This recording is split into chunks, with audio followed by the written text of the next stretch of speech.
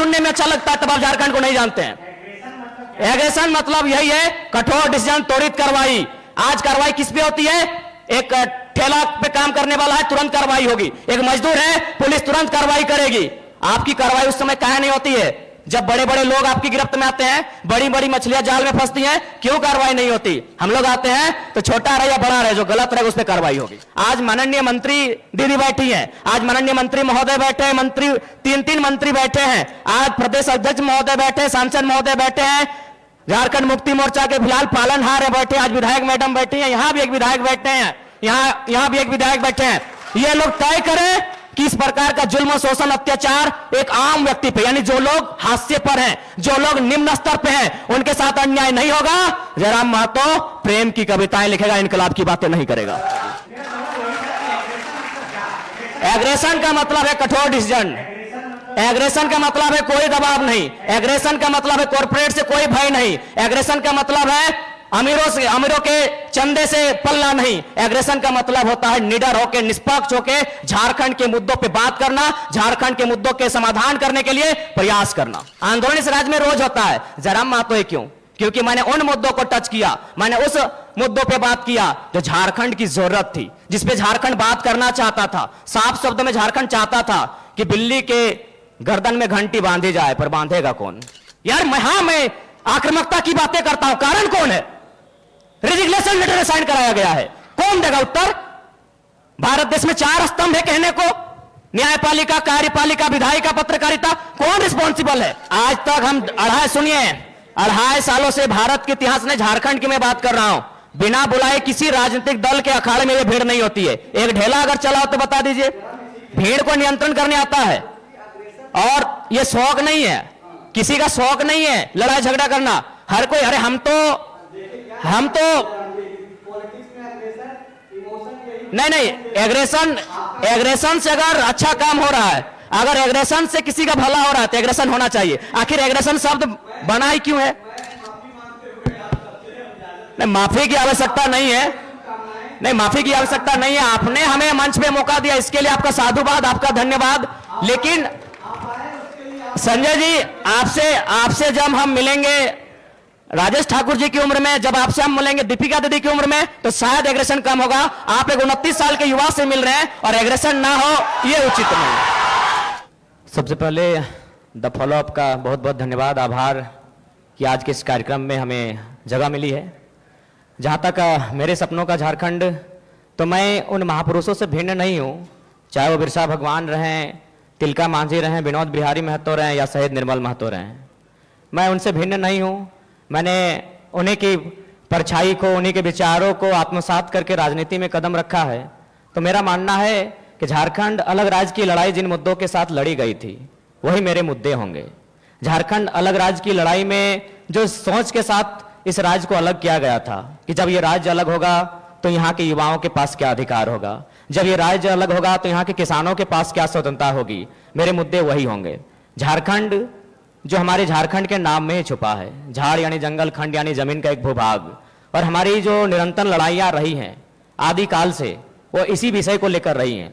तो जब मैं विधानसभा के चुनाव में जाऊंगा, मेरा पहला मुद्दा इस राज्य में एक सुदृढ़ स्थानीय नीति का रहेगा।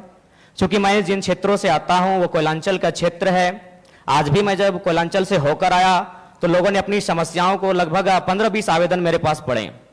जब मैं एक सामान्य सा बालक हूं, मैं एक साधारण सा बालक हूं, और मुझे प्रतिदिन 15 से 20 समस्याओं को सुनना पड़ता है, जो समस्याएं होती है जमीन से संबंधित।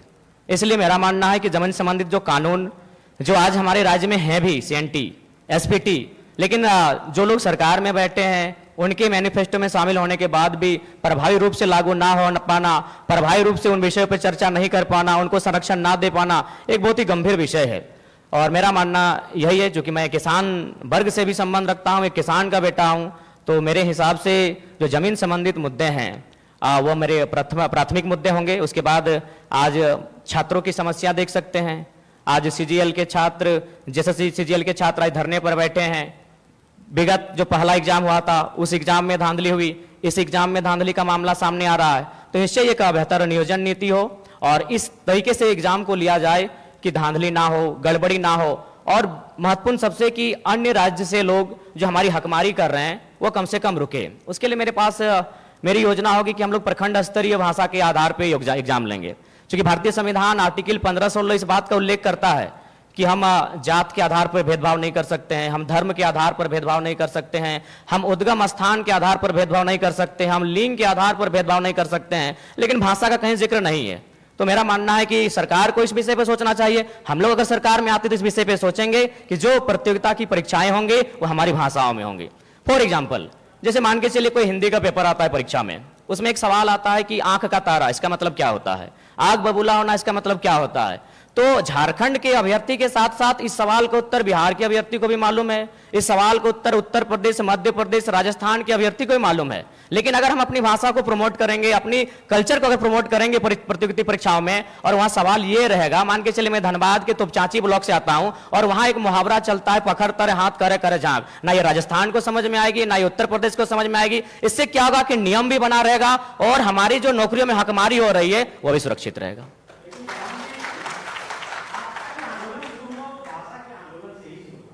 जी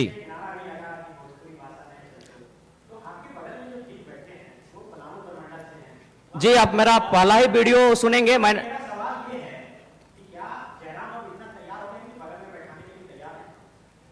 जी, आप मेरा पहला ही वीडियो सुने होंगे, मेरा तर्क सुने होंगे कि धनबाद और बोकारो की सीमा पश्चिम बंगाल से लगती है।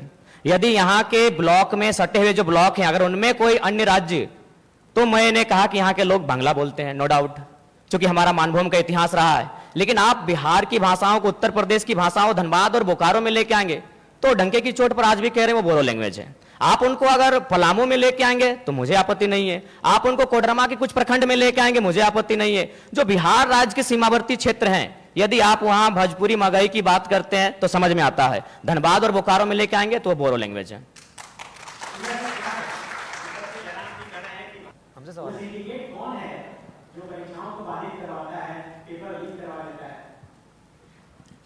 देखिए, वे ऐसे लोग हैं जिनको लगता है कि इस दुनिया में मौत नाम की कोई चीज नहीं होती है, जिनको लगता है कि शायद वो सारा धन एकत्रित करके स्वर्ग जा सकते हैं, वहां सुख भोग सकते हैं।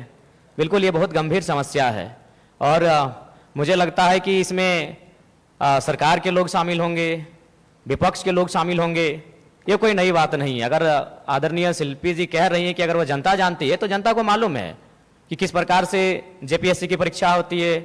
उनमें जब रिजल्ट आता है तो विधायक जी के रिश्तेदार होते हैं, विधायक जी के भाई होते हैं, विधायक जी के भतीजे होते हैं। तो ये किसी से छुपा नहीं है, बिल्कुल ये इसी बीच से है, इसी सिस्टम के बीच से है। इसमें किसी एक का कोई योगदान नहीं है। इसमें 24 वर्षों से जिन लोगों ने राज्य की सत्ता को संभाला है, 24 वर्षों से जिन लोगों ने इस राज्य की सरकार को चलाया है, पक्ष बन के विपक्ष बन के, सबका उसमें हिस्सेदारी होता है।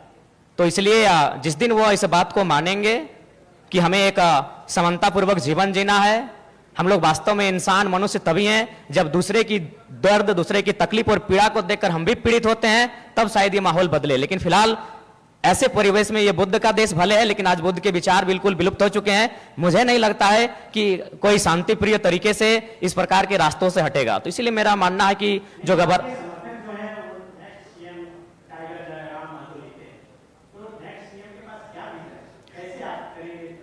देखिए, सबसे पहली बात, उन भय बिना प्रीत नहीं। उनके साथ अगर दोषी पाए जाते हैं तो कठोरतापूर्वक कानूनी कार्रवाई की जाएगी और मैं बिल्कुल उसका पक्षधर हूं, क्योंकि अगर एक व्यक्ति पे कार्रवाई होती है और उस कार्रवाई से अगर हजारों स्टूडेंट को एक उम्मीद मिलती है, अगर एक व्यक्ति पे कार्रवाई होती है और हजारों किसानों की खुशहाली आती है, तो मुझे लगता है उस व्यक्ति पे कार्रवाई